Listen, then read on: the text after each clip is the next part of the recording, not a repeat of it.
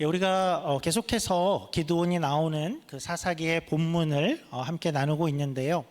기드온은 한마디로 말해서 소심하고 약한 이였지요. 그는 적군이 두려워서 널찍한 곳에서 밀을 타작하지 못하고 숨어서 포도주즙 틀에서 몰래 밀을 타작하는 그런 이였지요. 하나님은 그를 찾아가셨는데 거기에도 기드온은 하나님이 이해가 안 됩니다. 그러니까 이렇게 나오는 사람이었고, 하나님이 네가 나가서 이스라엘을 구원해라 했을 때에도 아니 저는 안 됩니다. 제가 어떻게 나갑니까? 저는 작은 자입니다. 주저하고 손사래를 치는 그런 이였습니다. 하나님은 그런 그에게 은혜롭게 표징을 보여주심으로 하나님은 그를 앞으로 불러내셨지요. 그리고 나서 하나님은 기드온에게 한 가지 첫 번째 사명을 주셨었습니다. 그것은 너희 성읍의 바알과 아세라의 제단을 부셔라 였습니다. 그리고 거기 이제 여호와의 제단을 쌓고 거기에 너희의 그 둘째 수소를 드려라 였습니다. 그러니까 이 사명은 어떤 것이었는가 생각해 보면 이 일은 결코 쉬운 일이 아니었습니다. 두려운 일이었죠. 이 일은 분명히 그의 아버지와도 관련된 면이 있는 그런 일이었고, 성읍 사람들의 분노를 예상할 수 있는 그런 일이었습니다.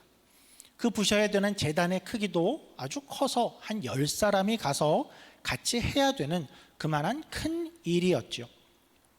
그리고 그뿐만 아니라 우리가 지난주에 살폈듯이 또 거기에 그 둘째 수소, 그죠? 그 둘째 수소 그것을 드리는 것도 만만치 않은 그런 일이었습니다. 근데 하나님은 왜 이것을 첫 사명으로 주었을까? 이 명령의 의미는 무엇이었을까 할 때 그것은 명확했죠. 그것은 이제 하나님이 너희 안에서 일하실 때에 그때에 가장 먼저 너희에게 해결되어야 되는 것이 있는데, 그것은 너희 안에 하나님의 제단과 우상의 제단이 함께 있어서는 안 된다. 공존해서는 안 된다. 그런 메시지였습니다. 우리가 이런 장면도 좀 주목을 했었습니다. 생각해보면 애초에 굉장히 이상한 장면이었죠. 지금 이 기드온의 사사기 6장의 이 장면은, 이 시점은 이스라엘이 분명히 미디안에게 7년 동안 너무나 고생을 하다가 고통스러워하다가 도저히 안 되겠다, 이대로는 못 살겠습니다 해서 하나님께 부르짖었다라는 그러한 시점인데 그런 시기인데도 그들 안에 여전히 바알과 아세라의 이 큰 제단이 있었다라는 것이 굉장히 이상했습니다. 그러니까 우리 생각에는 그들이 이제 하나님을 이렇게 부르짖었다라고 분명히 기록되었으니 그 말은 이스라엘 백성들이 다 정신을 차리고 우상을 다 치워버리고 하나님만을 바랬을 것이다 라고 생각을 했는데, 그것이 우리의 큰 착각이었다였죠. 그들은 여전히 우상을 아주 고히 모시면서 동시에 하나님을 부르짖고 있었던 것이었습니다. 그러니까 우리가 또 이런 것도 좀 추적을 했었죠. 애초에 어떻게 이스라엘 안에 하나님의 백성인데 어떻게 그 안에 바알과 아세라가 이렇게 깊숙이 들어갈 수 있었을까 하는 것이었습니다. 그러니까 이스라엘은 돌아보면 400년 동안 노예 생활을 했고, 그리고 40년 동안을 광야 흙바닥을 전전하다가 가나안에 들어온 그런 시점이었습니다. 가나안에 들어와 보니까 이제 흙바닥을 전전하던 그런 이들에게는 이 땅이 신세계였죠. 여기는 풍요함과 풍성한 땅이었습니다. 농사면 농사, 문화면 문화, 무기, 춤, 노래, 그러니까 모두가 다 황홀한 선진 문화였습니다. 그러니까 이렇게 보니까 이스라엘도 우리도 이 땅에서 저들과 같은 삶을 살았으면 하는 그런 바람을 갖다가 어떻게 저들은 이렇게 살 수 있을까 하고 살펴보니 저들에게는 우리에게 없는 바알과 아세라가 있었죠. 그래서 이스라엘은 점점 더 아주 슬며시, 물론 하나님을 버리지는 않지만 그러나 세상을 잘 살기 위해서는 저들처럼 바알과 아세라를, 우리도 그들의 도움을 받아야겠다 해서 바알과 아세라도 섬기게 된 것이었죠. 다시 표현하자면, 그러니까 하나님은 세신 분이 맞습니다. 특별히 전쟁에서는 강한 분이죠. 하나님은 전문 분야가 있어. 하나님은 거기서는 너무나도 강한 분이고 우리는 그런 하나님이 필요해. 그러나 돌아보니 우리가 세상의 풍요와 부요함과 이 쾌락을 위해서는 이 땅 사람들이 행하는 저들의 방법, 그것이 우리에게도 필요하다. 그들처럼 우리도 바알과 아세라로 덕을 보자, 풍요를 누려보자 해서 받아들이게 된 것이었죠. 그러니까 이 지점은 고대의 이 사람들뿐만 아니라 늘 우리를 돌아봐야 하는 장면이었죠. 우리도 어쩌면 우리가 필요한 부분에서는 우리는 하나님을 아주 통곡하며 진심으로 하나님을 부르짖을 수 있지만, 우리는 그 외에 다른 부분에서는 여전히 세상의 방법을 놓지 않고 그러면서 하나님을 부르짖을 수 있다였습니다. 그런 면에서 하나님의 이 첫 사명은 더욱더 명확해지지요. 하나님만 믿어라의 명령이었습니다. 특별히 이제 하나님이 너희 안에서 일하시려면 너희 안에는 하나님은 이 부분이고 저 부분은 세상의 방식입니다가 아니라 온전히 하나님만 믿어라. 이것과 기드온에게 온 것은 온전한 헌신, 결단의 명령이었던 것이었죠. 그러면 기드온은 이 명령을 잘 수행을 할까? 그리고 나서 이제 어떤 일들이 일어날까? 그 결과를 오늘 한번 살펴보죠. 기드온은 용기를 냈습니다. 용기를 냈고 순종을 했고 밤새 이 일을 처리했다라고 하죠. 그런데 이제 예상대로 다음 날 성읍 온 동네에 이제 난리가 났습니다. 우리 30절입니다. 성읍 사람들이 요아스에게 이르되 내 아들을 끌어내라. 그는 당연히 죽을지니 이는 바알의 제단을 파괴하고 그 곁에 아세라를 찍었음이니라 하니. 그러니까 사람들은 우리의 귀한 이 바알과 아세라를 이럴 정도로 이것들을 귀히 모시고 있었고 오히려 저 기드온을 죽이자가 되었습니다. 자, 이제 이 일은 어떻게 흘러갈까요? 기드온은 어떻게 될까요? 여기서 이제 기드온의 아버지가 등장을 합니다. 계속 한번 보죠. 31절입니다. 요아스가 자기를 둘러선 모든 자에게 이르되 너희가 바알을 위하여 다투느냐? 너희가 바알을 구원하겠느냐? 그를 위하여 다투는 자는 아침까지 죽임을 당하리라. 바알이 과연 신일진데 그의 제단을 파괴하였은즉 그가 자신을 위해 다툴 것이니라 하니라. 32절도 보죠. 그날의 기드온을 여룻바알이라 불렀으니 이는 그가 바알의 제단을 파괴하였으므로 바알이 그와 더불어 다툴 것이라 함이었더라. 그러니까 기드온의 아버지는 이렇게 말한 거죠. 야, 생각해보자라는 겁니다. 만약에 이 바알이 정말 참 신이라면, 그러니까 이런 일을 자기를 이렇게 한 신이 기드온을 가만히 놔두겠느냐. 바알이 정말 참 신이라면 자기를 이렇게 한 일을 그냥 두겠어? 바알이 살아있다면, 그리고 존재한다면, 바알이 힘이 있다면 가만히 있겠는가? 굳이 우리가 나서서 이렇게 하지 않아도 바알이 아마도 무시무시한 일을 행할 거야 라는 그런 논리를 피는 겁니다. 사실 이 말은, 그러니까 오늘날 우리가 읽으면 어떻게 들리십니까? 그러니까 뭐 어렵지 않은 어린아이 수준의 무슨 동화 이야기의 수준처럼 들리기도 쉽습니다. 그러니까 별로 이런 구절을 읽을 때 우리는 별로 긴장감이 없죠. 당연히 우상인데 그게 뭐 힘이 있겠어? 당연하지. 그런 마음이 먼저 듭니다. 근데 우리가 이 구절들을 읽을 때 우리가 이해해야 할 필요가 있는 것은 당대의 사람들은 그렇지 않았다라는 면이죠. 성읍 사람들은 지금 여기에 그러니까 매우 진지합니다. 그들은 정말 바알과 아세라를 저렇게 했으니까 정말 큰일이 날 수 있겠다라고 생각할 수 있었죠. 그래서 기드온 아버지의 이 말이 이제 설득력이 있었던 것이고, 지금은 그런 면에서의 긴장감이 흐르는 그런 장면, 그런 순간인 것이죠. 우리는 잘 이해가 안 되는데, 그래서 우리가 그 긴장을 좀 이해할 수 있어야 이제 이 이야기를 제대로 읽게 될 텐데, 오늘날 식으로 한번 좀 생각을 해보면 좋겠습니다. 그러니까 이 장면은, 그러니까 이런 장면이다 하면 조금 더 이해가 될 것 같은데요. 계속해서 말씀을 드리는 것이 이 바알과 아세라가 뜻하는 것은 다른 표현으로는 세상의 방식을 뜻한다라고 할 수 있었습니다. 그래서 지금 이 상황은 이런 것과 비슷한 겁니다. 기드온은 지금 이제 나서서 너희가 쫓는 이 세상의 방식을 모두 다 때려 부신 것입니다. 근데 반면에 다른 사람들은 이렇게 생각을 하는 것이죠. 아니, 어떻게 네가 감히 세상의 방식을 무시하냐? 저렇게 하면 잘 살 수 없을 거야. 우리는 늘 이렇게 살아왔어. 가나안에 들어오고 이제까지 이만큼 우리가 이렇게 살 수 있었던 것은 우리도 여기에 저 세상의 방식을 수용하고 받아들여서야.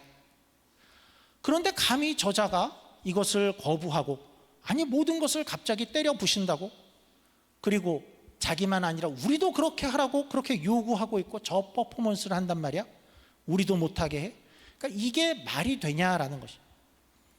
그렇게 성읍 사람들은 기드온이 자신들을 공격해 온다라고 생각하니 이 사람들은 반발을 하는 것이고 분노를 하게 된 것입니다. 이 성읍 사람들의 당황과 또 분노를 조금 더 풀어보자면 좀 이런 식인 겁니다.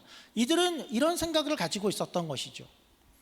현대식으로 표현하자 그러면 저렇게 신앙생활을 열심히 하면 언제 사회생활을 잘할 수 있을까? 저렇게 정직하게만 살다가는 손해만 볼 텐데 좀 거짓말도 하고 편법도 쓰고 남들이 하는 것만큼은 쓰고 세상을 성경대로만 살면 잘 살 수는 없을 거야. 왜 저렇게 저 사람은 답답하게만 살까? 좀 쾌락도 누리고 욕심도 좀 부리고 그렇게 살아야지. 우리도 세상에서 살면서 세상이 약속하는 돈과 명예와 또 쾌락과 그것을 우리는 한 손으로는 잡고 있어야 돼. 그래야 우리의 삶을, 우리의 생활이 행복해질 수 있는 거야. 하나님도 분명히 있지만 우리는 저것도 놓지 않아야 해. 그게 행복을 만드는 법이야. 그러니까 바로 이런 장면이 지금 성읍 사람들이 바알과 아세라를 잡고 있는 그런 모습이었고, 그런데 지금 기드온은 그 모든 것을 한 방에 때려 부시고 거부하고 던져버린 것이죠. 이런 때에 이제 아버지가 나선 것입니다. 아버지는 이렇게 얘기하는 거죠. 우리는 맞다. 이렇게 늘 살아왔다. 세상의 방식이 없이는 우리가 잘 살 수 없을 것이라고 우리는 생각해 왔고 이때까지 그렇게 살아왔는데 야, 우리가 한번 이제 지켜보자. 과연 바알과 아세라가 없으면 우리가 정말 망할까? 우리가 당장에 이렇게 화를 낼 게 아니라 정말 망하는지 한번 지켜보면 될 것 아니냐. 물론 이 성경의 현장은 당장에 무슨 일이 일어나자 보자, 그러니까 이렇게 이해가 되지만 요즘으로 해석을 한다 그러면 결과를 보려면 좀 시간을 지켜봐야 하는 그런 차이가 있겠지만 근본 내용은 그러니까 이러한 것이라고 할 수 있는 것이죠. 그러니까 바알과 아세라를 무너뜨린 것은 오늘날로 표현하자면 이제부터는 저자가 세상의 방법을 쫓지 않겠다라고 선언을 한 것이고, 동네 사람들은 저렇게 살아서는 남들처럼 제대로 살 수가 없을 것이다 라고 하는 그러한 대립이 일어나고 있는 그러한 장면을 상징하고 있는 것이죠. 우리가 이번 기회에 좀 이런 얘기도 조금 더 해보죠. 그러니까 성경에는 우상을 섬기지 말라라는 이야기가 많이 등장을 합니다. 우상에게 절하지 말아라, 우상을 섬기지 말라 하는 말이 그러니까 매우 많이 반복이 됩니다. 근데 여러분들은 어떻습니까? 그 구절들을 성경에서 읽을 때 어떤 마음이 먼저 드나요? 성경에서 이런 구절을 종종 보는데 그러니까 우리는 우리하고는 별로 상관이 없는 구절이야 라는 생각이 먼저 들 수가 있죠. 별로 감흥이 없습니다. 왜냐하면 우리 중에 누가 집에 우상을 만들어 놓고 거기 절하는 사람이 누가 있겠어? 그런 생각이 먼저 들기 때문이죠. 그런데 사실 이제 성경이 말하는 우상은 단지 뭘 만들어 놓고 거기에 절을 하는가 마는가의 그런 수준의 이야기가 아닌 것입니다. 우상을 섬긴다는 것의 근본 의미는 우리가 우리 삶의 전 영역에서 그러니까 하나님을 믿는데 어떤 영역 가운데 하나님을 믿지 않는 부분이 생기는가에 관한 문제이죠. 그래서 이 부분은 하나님을 신뢰하지만 어떤 이 부분은 하나님만으로는 안 되겠고 내가 다른 것을 의지해야 돼. 그 모든 것이 우리 가운데 우상을 섬긴다라는 것이 뜻하는 것이 되는 것이죠. 그래서 우리는 나는 우상은 안 섬기고 있어, 이렇게 쉬운 문제가 아니고 내가 내 행복과 내 인생과 내 앞날의 형통에 있어서 내가 하나님이 아닌 다른 어떤 것을 의지하는 것, 거기에 내 미래가 달려있어, 거기에 내 운명이 달려있어 하고 의존하는 것이 바로 모두가 다 우상이라는 것입니다. 그런 면에서 성경은 이런 면에서 강경합니다. 성경은 이런 우상들을 모두가 다 심지어는 조롱해야 된다라고까지 말을 하는데요. 아주 통렬한 조롱인데 우리 시편 115편 한번 보죠. 단지 목상, 단지 그런 물질들이 아니라 우리가 의존하는 어떤 것이다 생각하고 한번 읽어보죠. 4절입니다. 그들의 우상들은 은과 금이요 사람의 손으로 만든 것이라. 입이 있어도 말하지 못하며, 눈이 있어도 보지 못하며, 귀가 있어도 듣지 못하며, 코가 있어도 냄새 맡지 못하며, 손이 있어도 만지지 못하며, 발이 있어도 걷지 못하며, 목구멍이 있어도 작은 소리조차 내지 못하느니라. 우상들을 만드는 자들과 그것을 의지하는 자들이 다 그와 같으리로다. 그러니까 우리는 이런 구절을 볼 때 좀 우습기도 하지만 사실은 하나님 아닌, 단지 형상이 아니라 하나님 아닌 모든 세상의 방법을 조롱하자라는 것입니다. 기드온은 그런 상징으로 오늘 등장을 한 것입니다. 기드온은 그런 상징으로 등장을 했고, 이제 그가 이 일 가운데서 어떤 이름을 얻게 되는데, 이 이름 또한 굉장한 조롱의 의미를 갖고 있습니다. 우상을 조롱하는 의미를 갖게 되는데, 어떤 이름을 가졌나 보니까 여룹바알이라는 이름이 생겼다라고 합니다. 그래서 여룹이라는 것은 그 뜻은 다투다, 논쟁하다, 대적하다라는 뜻을 가지고 있습니다. 그래서 여룹바알 그러면 바알이 다툴 것이다, 바알이 대적할 거야, 바알이 뭔가를 할 거야. 그래서 저 사람을 보면서 여룹바알이다 라고 이야기를 하는 것은 어떤 뜻을 갖냐 하면, 야, 저 사람이 이제 큰일 났어, 바알이 나타나서 저 사람 크게 혼내줄 거야, 바알이 나타나서 대적할 거야. 그러니까 그런 뜻을 가진 이름인 거죠.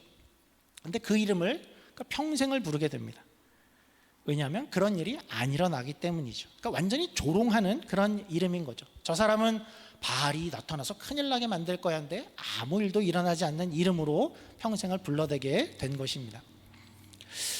그런데 좀 돌아보면, 이 사건들을 좀 돌아보면 한 가지 조금 흥미로운 부분이 있는데요.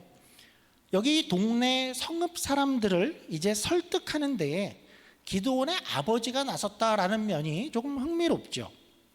왜냐하면, 어떤 면에서 그렇냐 하면, 분명히 이 기드온의 아버지는 어쨌든 간에 이 바알의 제단과 아세라 목상과 매우 밀접한 관계가 있어 보이는 이였기 때문입니다. 바알과 아세라의 이 제단이 어디 있었냐 하면 기드온의 집에 있었다 그랬었죠. 그래서 아마도 어떤 식으로든 이 아버지는 이 일을 맡고 있었음에 분명해 보입니다. 그는 이 우상의 제단을 관리하거나 운영했던 사람이었던 것 같고, 우리가 얼만큼의 열심히 있었나는 잘 알 수는 없지만 어쨌든 적어도 성읍 사람들이 하던 이 우상 숭배에 함께 동참하고 있었던 것만은 분명해 보이죠. 그런데 이제 이 일이 이렇게 진행되고 나서 보니 우리는 이런 평가를 하게 됩니다. 기드온의 이 한 번의 이 하나의 순종의 행동이 무슨 결과를 가져왔는가라고 말할 때에 기드온의 이 순종이 아버지를 정신 차리게 한 것 같습니다. 그러니까 물론 아버지의 입장은 이랬을 수 있습니다. 아버지는 1차적으로는 내 아들이 위기에 처했으니까 내 아들을 살리려는 어떤 재치로, 기지를 발휘해서 그런 노력으로 이렇게 나선 것일 수 있습니다. 그러나 아마도 그 중에 이제 논리를 펴는 중에, 그리고 그 결과를 보는 중에 아마도 아버지는, 야, 그래, 이것은 그냥 우상뿐일 거야, 다 같이 이렇게 섬기니까 우리가 이렇게 하고 있었지만 이게 무슨 진짜 힘이 있겠어 하고 정신을 차리게 된 것 같습니다. 그리고 또 더 나아가서 이 기드온의 순종은 또 아버지만 아니라 어떤 결과를 가져오는가 하는 것을 성경이 보여주냐 하면, 아버지만 정신을 차리게 한 게 아니라 이 사건이 동네 전체를 변하게 한 것 같습니다. 동네 사람들은 이제 기드온의 아버지의 말을 듣고 일단 어떻게 했을 것이냐 하면 기드온을 주목했겠죠. 그에게 무슨 일이 생길까? 감히 바알과 아세라에게 그런 일을 해? 바알과 아세라가 어떻게 기드온을 혼낼 것인가? 온 동네의 시선이 한동안 기드온을 향해 있었겠죠. 그런데 무슨 일이 일어났죠? 아무 일도 일어나질 않는 겁니다. 너무나 조용했습니다. 그러니까 여기에 이제 동네 사람들이 어떻게 반응을 하게 되냐 하면, 이제 동네 사람들의 그 반응이 성경에 자세히 기록이 되어 있지는 않지만 여기서 동네 사람들의 마음, 그 어떤 신앙이 변한 것 같습니다. 그것을 어떻게 아는가? 그렇게 물으실 것 같은데요. 우리 한번 33절을 보죠. 33절입니다. 그때 미디안과 아말렉과 동방 사람들이 다 함께 모여 요단강을 건너와서 이스라엘 골짜기에 진을 친지라. 여호와의 영이 기드온에게 임하시니 기드온이 나팔을 불매 아비에셀이 그의 뒤를 따라 부름을 받으니라.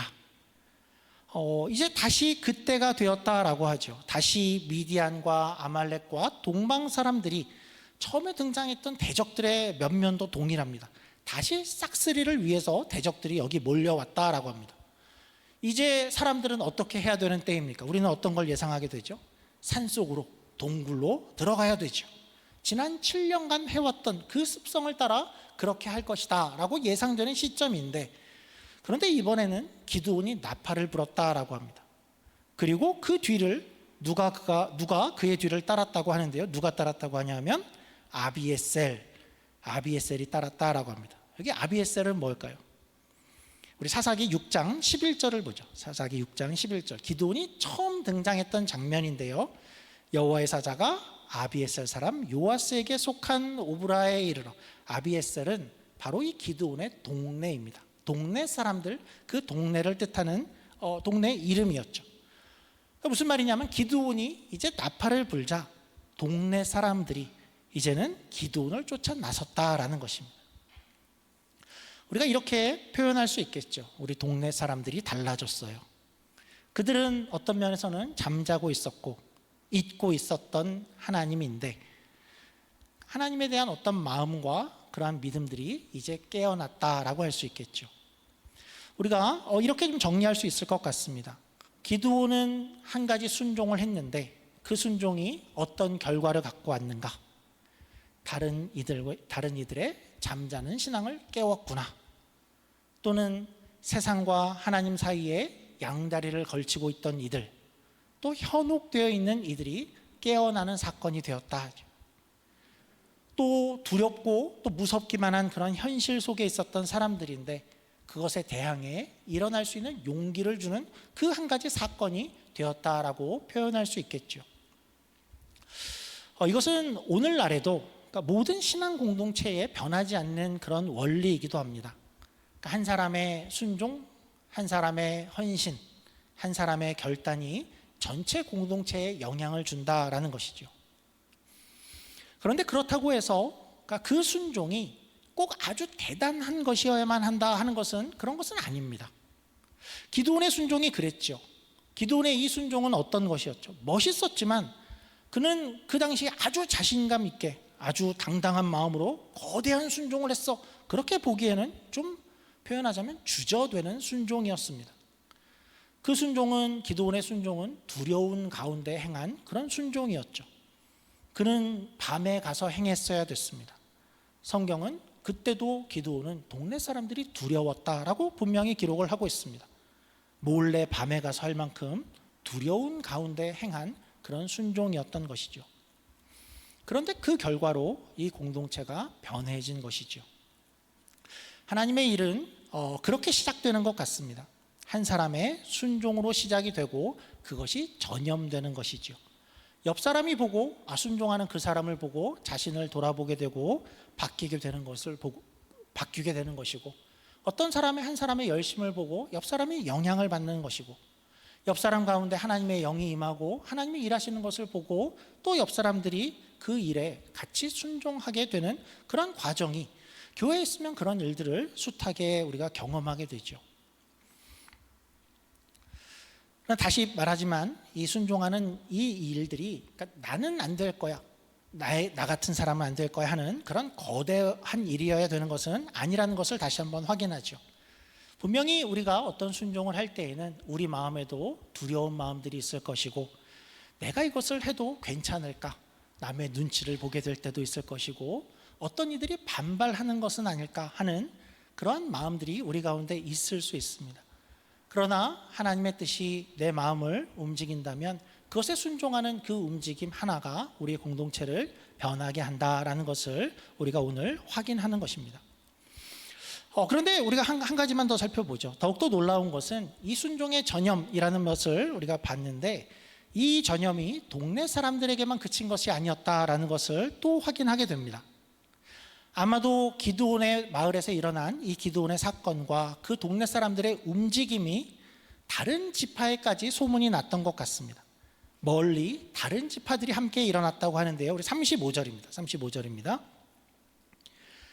기드온이 또 사자들을 온 므낫세에 두루 보내매 그들도 모여서 그를 따르고 또 사자들을 아셀과 스불론과 납달리에 보내매 그 무리도 올라와 그를 영접하더라. 그러니까 우리가 이 기드온의 스토리를 그러니까 처음부터 이렇게 잠시 생각해 보면 참 감동이 있죠. 어떻게 여기까지 왔는가? 처음 장면은 저 산속에 숨어서 포도주 틀에서 아주 소심하게 밀을 타작하던 그런 기드온인데 하나님이 찾아가서 그 한 사람을 불러내시고, 그리고 기드온은 작은 한 가지 그 결단으로 행할 때에 가족이 변하고 또 마을이 변하고 또 먼 사람들이 변하는 그런 장면을 우리가 보게 되는 것이죠. 말씀을 마치겠습니다. 그러니까 우리가 이런 도전을 가질 수 있으면 좋겠습니다. 이런 기대겠죠. 하나님께서 우리에게 어떤 마음을 주신다면 나의 어떤 작은 순종이, 사실은 두려운 마음 가운데 행하는 작은 순종이지만 그것이 우리 공동체를 또 변하게 하고 움직이게 하고 달라지게 할 수 있다. 하나님이 우리에게 찾아오셨다면, 그리고 일을 하신다면 그런 일들이 우리 가운데 일어날 수 있다라는 것을 우리가 함께 기대하는, 또 그렇게 기도하는 공동체가 되기를 주님의 이름으로 축원합니다. 기도하겠습니다. 하나님 감사합니다. 우리가 기드온의 이야기를 살피면서 기드온이 두려워하는 가운데에 한 가지 순종하는 그러한 장면을 살폈습니다. 그리고 나서 그 순종이 어떠한 결과를 가져오는가 하는 것을 우리가 또 보았습니다. 하나님은 어떤 제사보다도 또 순종을 더욱더 기다리고 원하는 분이시라고 말씀하셨는데, 우리의 삶 가운데 또 오늘의 삶 가운데 우리가 하나님께 순종해야 되는 어떤 것이 있는지 우리가 다시 한번 살펴보게 하시고, 또 하나님께서 우리에게 말씀하시는 그 음성을 들을 수 있는 우리 모두가 되게 하여 주시옵소서. 순종하는 한 사람을 통해서 또 이 공동체 안에 일하실 것을 우리가 기대하고 또 기도하는 마음으로 바라오니 하나님 우리와 함께하여 주시옵소서. 감사하며 예수님 이름으로 기도드립니다. 아멘.